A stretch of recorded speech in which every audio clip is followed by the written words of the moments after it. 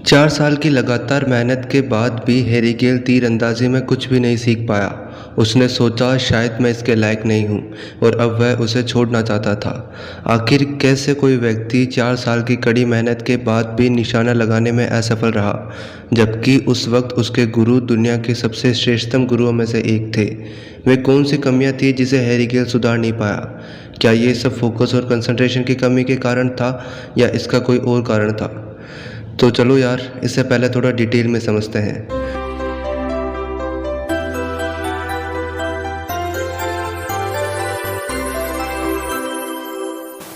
जिद से जीतेंगे हम, क्योंकि जीतने के लिए बने हैं हम। बात है 1920 की। 4 साल पहले एक जर्मन प्रोफेसर यूजीन हैरी गेल अपने पूरे परिवार के सहित जापान चला गया। वह जापान की टोक्यो यूनिवर्सिटी में फ़िलॉसफ़ी पढ़ाने आया था। साथ ही वह जापान में प्रसिद्ध तीरंदाजी भी सीखना चाहता था।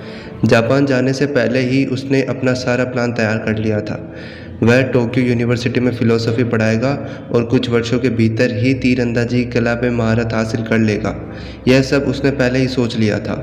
हैरी गेल की बहुत विनती करने के बाद उसने उस वक्त के सबसे श्रेष्ठ आर्चर को अपना गुरु बना लिया था, जिनका नाम आवा केंजो था। एक नए लक्ष्य का पीछा करने वाले अधिकांश लोगों की तरह हैरी गेल एक्साइटेड, मोटिवेटेड और ओवर कॉन्फिडेंट था। पर उसका ओवर कॉन्फिडेंट धरा का धरा रह गया जब साल बीतते गए और उसका फोकस और मोटिवेशन कम होता चला गया, क्योंकि 4 साल तक वह सिर्फ एक पुआल यानी भूसे पर निशाना लगा रहा था। उनकी कला में बिल्कुल भी सुधार नहीं था, जिससे परेशान होकर एक दिन वे मास्टर के सामने धीमी आवाज़ में बड़बड़ाते हुए कहते हैं कि जापान में वह एक सीमित समय के लिए आया था और वह समय अब समाप्त होने वाला है। हैरी गेल की बात सुनकर आवा केंजो शांति से उसकी तरफ देखते हुए कहते हैं, लक्ष्य को प्राप्त करने के लिए उसे समय से नहीं मापा जाता, फिर सप्ताह, महीने, वर्ष किस महत्व के हैं। यह सुनने के बाद हैरी गेल ने संकल्प लिया कि वह अपने लक्ष्य के बारे में चिंता नहीं करेगा और इसके बजाय अपना पूरा ध्यान अभ्यास पर केंद्रित करेगा। दिन पर दिन बीतते गए, महीने के महीने बीतते गए। हैरी गेल अपना धनुष और तीर उठाता और निशाना लगाने की कोशिश करता। अब उसे इससे कोई फर्क नहीं पड़ता कि वह कितना मोटिवेटेड महसूस करता था या वह अब अपने लक्ष्य पर कितनी बुरी तरह चूकता था। वह सिर्फ आता और अपने अभ्यास पर फोकस करता। और फिर एक दिन हैरी गेल को मास्टर केंजो ने अंतिम तीरंदाजी परीक्षा में भाग लेने के लिए कहा, जिसे पास करने के पीछे 5 साल की मेहनत और लगन छिपी थी। समारोह में हज़ारों लोगों की भीड़ थी, पर हैरी गेल ने अपना पूरा ध्यान अपने लक्ष्य पर केंद्रित किया हुआ था, जिसकी प्रैक्टिस वह सालों से कर रहा था। थोड़ी दूर पर मास्टर केंजो एक गर्वित पिता की तरह मुस्कुरा रहे थे। फिर वे हैरी गेल के सामने एक डिप्लोमा लेके आते हैं। मतलब हैरी गेल जीत चुका था, सारे निशाने सटीक थे। आवा केंजो कहते हैं, अब तुम एक ऐसी अवस्था में पहुंच गए हो जहां शिक्षक और शिष्य अब दो नहीं हैं। तुम अब चाहे तब मुझसे अलग हो सकते हो। अब तुम्हें अभ्यास करने के लिए कहने की आवश्यकता नहीं पड़ेगी।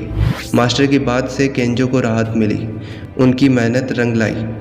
लेकिन अगर 4 साल तक मास्टर केंजो उन्हें उस मेंटल स्टेट में नहीं लेके जाते जिसे सिर्फ व्यक्ति को अपना लक्ष्य दिखता है, तो यह मुमकिन नहीं हो पाता।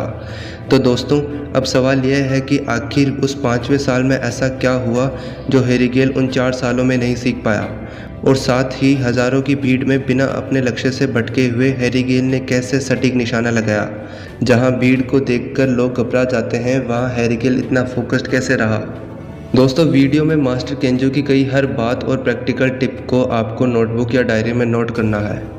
तो आइए अब इसे हम कुछ प्रिंसिपल्स में देखते हैं। तो पहला प्रिंसिपल कहता है, एम विदाउट एमिंग। एक सही कला उद्देश्यहीन और लक्ष्यहीन है। जितना अधिक आप अपने लक्ष्य पर निशाना लगाने के लिए तीर चलाने की कोशिश करोगे, उतना आप असफल होते जाओगे। आपके रास्ते की समस्या यह है कि आप सोचते हैं जब तक आप नहीं करेंगे तब तक कुछ नहीं होगा। मास्टर केंजो ने इस पाठ के दौरान कहा, उस समय हैरी गेल को इसका मतलब नहीं समझ आता था। उसने सोचा, आप किसी लक्ष्य पर बिना ध्यान केंद्रित किए उसे कैसे हासिल कर सकते हैं।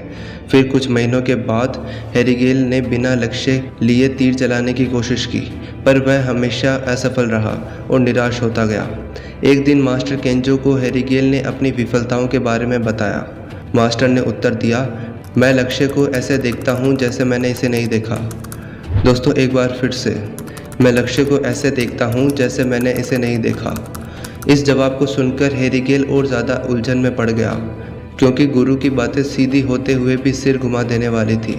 इसके बाद थोड़े गुस्से में हेरिगेल ने अपने गुरु से कहा, तब तो आप आंखों पर पट्टी बांधकर भी सटीक निशाना लगा दोगे। मास्टर केंजो ने धीरे से हेरिगेल की तरफ सिर घुमाया और दृढ़ स्वर में कहा, आज शाम को मुझसे मिलने आओ। उस शाम हेरिगेल ने अभ्यास हॉल में मास्टर केंजो से मुलाकात हुई। बहुत कम शब्दों में आदान प्रदान हुआ।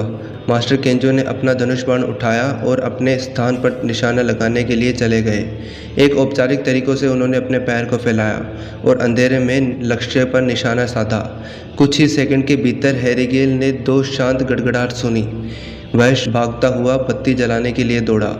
हेरिगेल ने देखा, पहला बाण बिल्कुल निशाने पर लगा था और दूसरा बाण पहले बाण को चीर कर निशाने पर लगा था। उस दिन हेरिगेल ने एक महान तीर अंदाज से ध्यान और एकाग्रता की कला में महारत हासिल करने का एक महत्वपूर्ण ज्ञान सीखा, जिसे कुछ इस तरह कहा जा सकता है, लक्ष्य पर ध्यान केंद्रित ना करें, इसके बजाय जांशन पर ध्यान केंद्रित करें। दूसरा प्रिंसिपल कहता है, master the relax art of zanshin. Zanshin Japanese martial arts में इस्तेमाल किया जाने वाला एक शब्द है, जिसका मतलब है आराम से सतर्क रहना। जांशन के शाब्दिक अनुवाद का अर्थ है बिना किसी शेष मन के। यह मन की उस स्थिति का वर्णन करता है जब शरीर पर पूर्ण ध्यान और जागरूकता होती है। मास्टर के साथ अपने शुरुआती पाठों के दौरान हेरिगेल ने जांशन को हासिल करने के लिए संघर्ष किया। हर बार जब वह धनुष को उठाता तो उसे मोड़ने के लिए काफ़ी बल का प्रयोग करता। उसके हाथ कांपते और उसकी सांसें फूल जाती।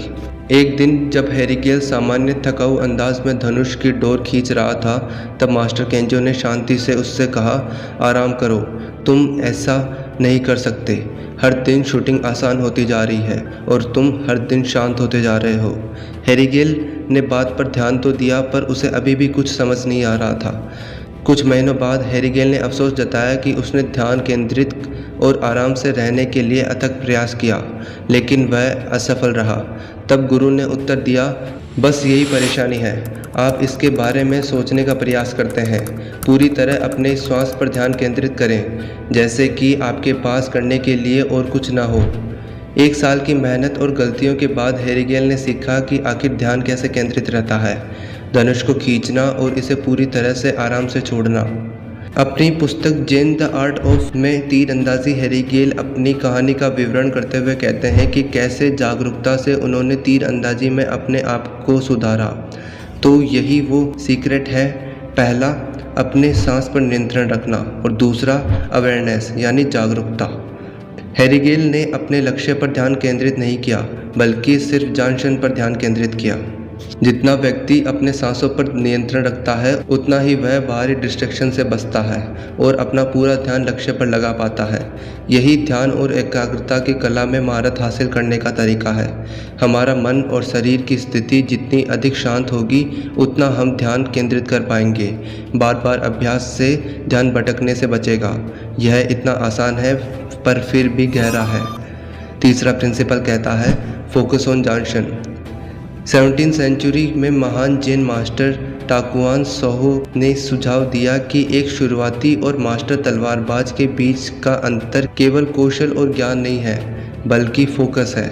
जबकि शुरुआती तलवारबाज अपने लक्ष्य पर ध्यान केंद्रित करता है और सोचता है कि वह अपने प्रतिद्वंदी को कैसे अच्छे से मात दे सके, मास्टर तलवारबाज अपना ध्यान लक्ष्य से हटाकर अपने शरीर और दिमाग की ओर ध्यान केंद्रित करने में लगाता है।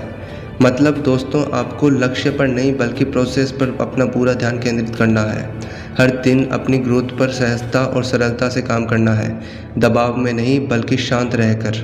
मास्टर केंजो ने हमें बहुत आसानी से जांशन के बारे में सिखाया, जो लोगों को आसानी से समझ नहीं आता। तो दोस्तों, अगर आपको यह हमारा वीडियो पसंद आया हो तो विजुअलाइजेशन पर वीडियो ज़रूर देखें और हमारे चैनल को ज़रूर सब्सक्राइब करें।